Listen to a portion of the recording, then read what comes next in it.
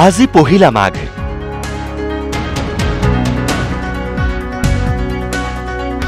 ৰাজ্যৰ নামঘৰ মন্দিৰত ভক্তৰ খদমদম।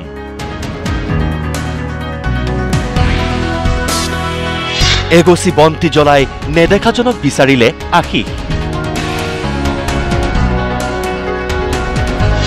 বৰপেটা সত্ৰত 5 দিনীয়াকৈ পালন মাঘৰ দুমাহী। পহিলা মাঘৰ পুৱা সত্ৰনগৰী বৰপেটাত প্ৰজ্বলিত হল মাঘৰ মেজি।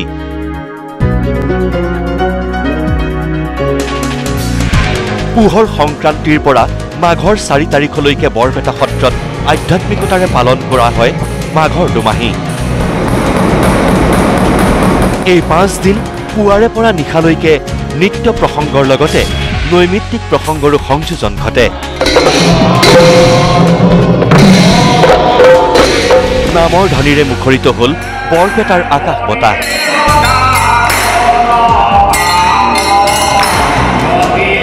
নাম প্ৰসংগৰ পিছতে সত্ৰৰ বুঢ়া সত্ৰই প্ৰজ্বলন কৰিলে মেজি। সকলোৱে ললে সেৱা। তাৰ পিছতে গুৰুআসনৰ সন্মুখত গায়ন বায়নে বজালে গুৰুঘাট।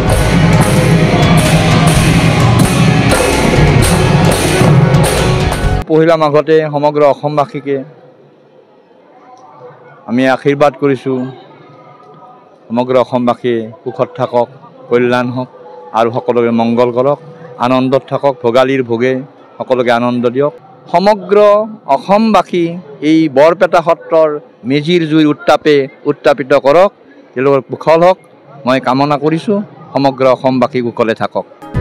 মাঘৰ প্ৰথম দিনটোত উত্তৰ গুৱাহাটীৰ দৌল গোবিন্দ মন্দিৰতো ভক্তৰ ভিৰ।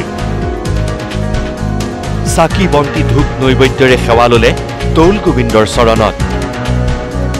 হৰিভক্তিত গদ গদ ভক্তই গালে বৰগীত।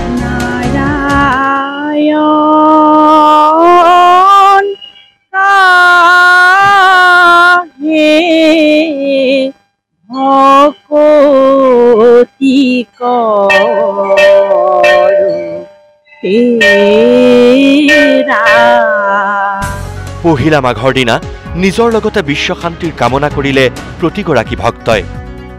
সদায় আহোঁৱেই প্ৰায়, আৰু আজি মানে মাঘৰ প্ৰথম বুলি বিহু বুলি আজি স্পেচিয়েলি আহিছো আৰু সকলোৰে কাৰণে মংগল কামনা কৰিছো।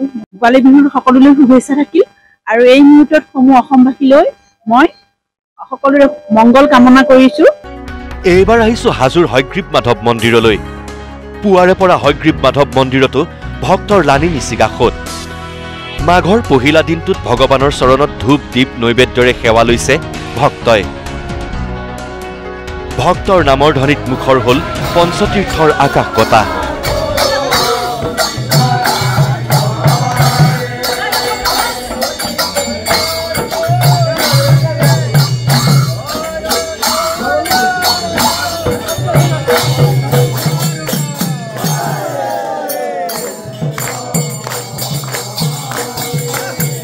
বছৰটো যাতে নিজৰ লগতে সকলোৰে মংগল হয় তাৰেই কামনা কৰি ভক্তই আঁঠু ললে হয়গ্ৰীৱ মাধৱ মন্দিৰত। একেদৰে গুৰুজনাৰ জন্মস্থান বটদ্ৰৱা সত্ৰ আৰু মহামৃত্যুঞ্জয় মন্দিৰতো পুৱাৰে পৰা ভক্তৰ লানি নিচিগা শাৰী। হাতে হাতে ধূপ দীপ নৈবেদ্য লৈ নেদেখাজনৰ চৰণত সেৱা জনাইছে ভক্তই। অপায় অমংগল দূৰ কৰি সকলোৰে জীৱনলৈ আহক সুখ সমৃদ্ধি আৰু সম্প্ৰীতি। প্ৰতিগৰাকী ভক্তৰ সেয়াই মনৰ কামনা। বহুত ভাল লাগিছে। আমি আগতো শাওণ মাহত আহিছিলোঁ, আজি আকৌ আহিলোঁ, বহুত ভাল লাগে। চবেই এইটো বস্তু যাতে সুখতে থাকক আৰু ভালকৈ কাটক, চবে শান্তি সুখৰে থাকক। Bureau report, news live.